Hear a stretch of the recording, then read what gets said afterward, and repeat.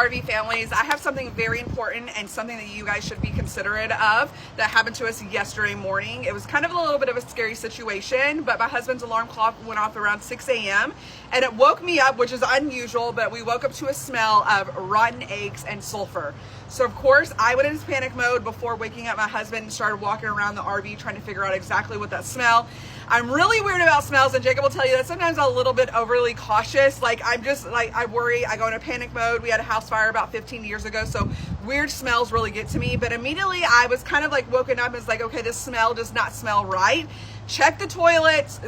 We don't poop in our camper, so we usually know like there's usually nothing going on with our toilets.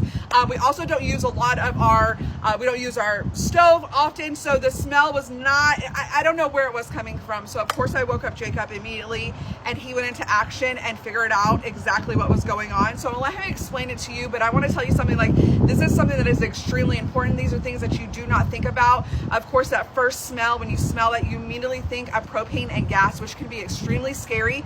It could be extremely like deathly scary, but also it can cause a lot of issues. So let me guys tell you exactly what happened. All right, Desiree's husband here. I'm gonna let you know kind of what went on, and it's something that's you'll never think about in a million years. So like she said, we woke up, had the smell. I immediately thought gas. Anytime you smell rotten eggs in a camper, you're gonna think gas. So immediately came out here, disconnected all of my gas tanks. I turned them off and disconnected them completely. We immediately started venting the camper. So we had the vent here, vent back there, and we had the door cracked to get fresh oxygen in. And the smell just wasn't quite going away. And I was kind of racking my brain. Okay, I don't have any gas hooked up to it.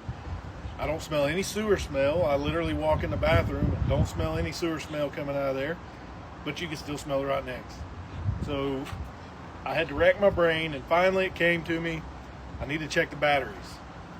One of the things that you're not ever going to think about when you smell a smell, because you automatically think gas. Came out here, opened my hatch for my batteries right here.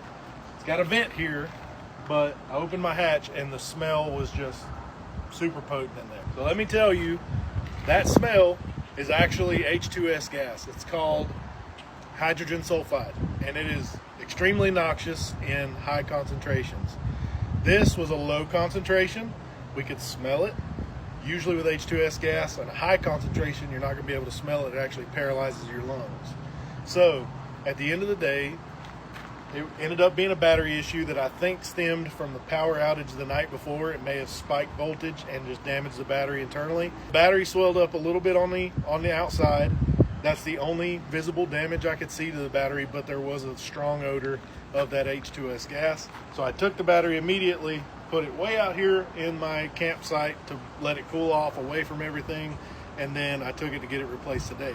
But it's one of those things that you don't think about when you smell a smell. You don't think, oh, well, my battery stinks.